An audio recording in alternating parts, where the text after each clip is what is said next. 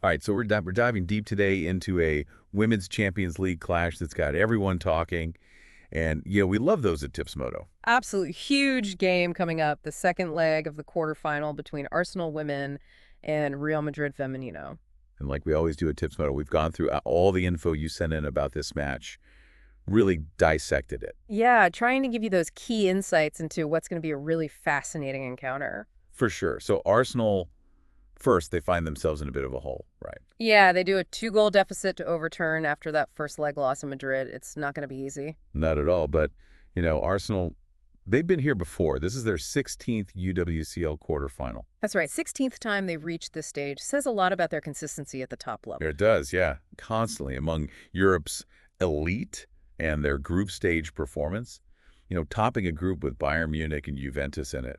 That was impressive. Absolutely no easy feat at all. That group was a real test, and they came out on top, shows their quality for sure. And then you look at their home form in Europe this season. It's been remarkable. Yeah, dominant at the Emirates, 6 wins out of 6 in the UWCL this season, scoring goals for fun. Exactly. At Yeah. least 3 goals in 4 of those wins.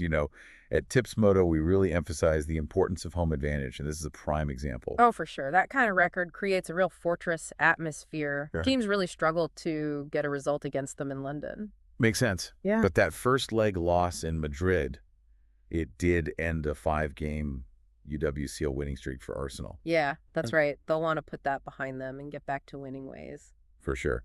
But they did bounce back domestically, though, right? Yeah. Pretty emphatic win against Liverpool in the Women's Super League. Oh, yeah. 4-0 victory. Good to see them respond like that. Always a good sign after a setback. Definitely Caitlin Ford and Mariana Caldente getting on the score sheet as well. Goals from your key attacking players. That's what you want to see.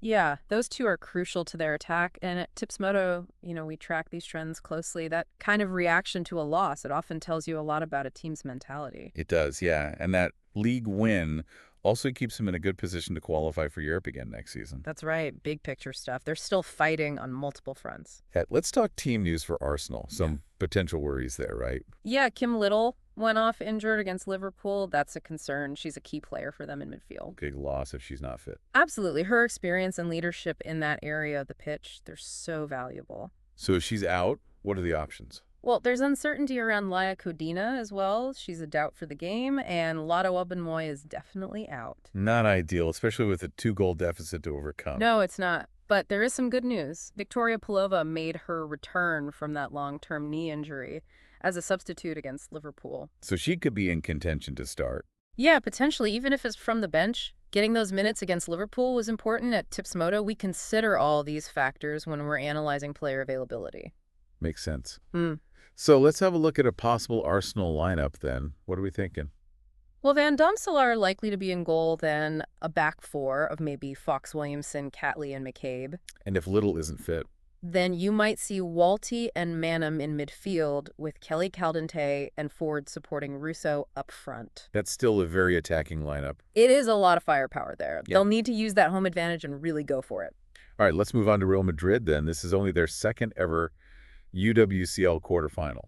That's right. Still relatively new to this stage of the competition, but they're making a real impact. Their rise in European women's football has been rapid, really impressive. It has their group stage performance. They finished second, only losing to Chelsea, who are a top side. Yeah, and then that 2-0 win against Arsenal in the first leg, their first ever knockout round win in the UWCL. A big moment for them. Psychologically, that kind of result can give a team so much belief. Absolutely. And then they follow that up with a historic win against Barcelona. Yeah, their first win in 18 attempts against their rivals. Massive for them. Huge. Caroline Weir scoring 2 goals in that game. She's been in great form. She has. And that win, it really tightens things up at the top of Liga F as well. They're right back in the title race. So they're coming into this game full of confidence and momentum. Oh, yeah. That Barcelona win especially, that'll have done wonders for their belief. But if we look at their away form in Europe, it's been a bit more mixed, right? Yeah, it has 5 defeats in their last 9 UWCL away matches. So Arsenal will be looking at that and thinking maybe there's an opportunity there. Potentially. But it's worth noting that they haven't lost a UWCL away game by more than 1 goal since November 2022. That's right. And we keep track of all those stats at Tips Moto because they paint a bigger picture. They do. It shows Real Madrid are no pushovers, even on the road. Okay, so team news for Real Madrid. They have a few key players out injured, right? Yeah. Rocio Galvez, Teresa Abellera, and Melanie Loopholes are all out for the season, unfortunately. Loopholes got injured in the first leg, right? That's a big loss for them in midfield. It is, but they do have some key players returning to the starting lineup after being rested against Barcelona. Sheila Garcia, Olga Carmona, Linda Caicedo, and Caroline Weir all expected to be back. Yeah, that's a lot of experience and quality coming back into the side. We've been analyzing the potential impact of those returns at Tips Moto.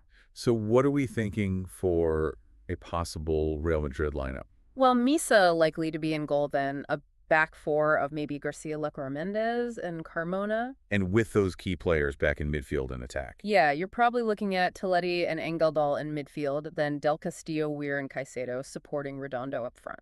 That's a really strong team. It is a lot of attacking threat there, and they have that 2-goal advantage to protect. All right, so let's wrap this up then. What are the key things to look out for in this game? Well, for me, it's the battle between Arsenal's home form and Real Madrid's momentum. Exactly. Arsenal have been so strong at home in Europe, but Real Madrid are on a high after those wins against Arsenal and Barcelona. Yeah, and then there's the fitness of Kim Little for Arsenal. That's a big question mark. It is, and Real Madrid have some key players missing as well. So both teams have challenges to deal with. Yeah, and of course, the big thing for Arsenal is that 2-goal deficit.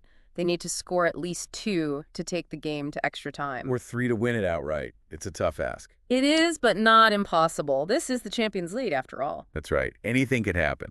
So we really tried to dig deep and give you all the key details ahead of this game. That's what we do at Tips Moto. We provide that in-depth analysis so you can make informed decisions. Exactly. And if you want to take your understanding of the game even further, head over to our website, www.tipsmoto.co.ke. We've got all sorts of expert tips and analysis to help you out. So go check it out. Thanks for listening.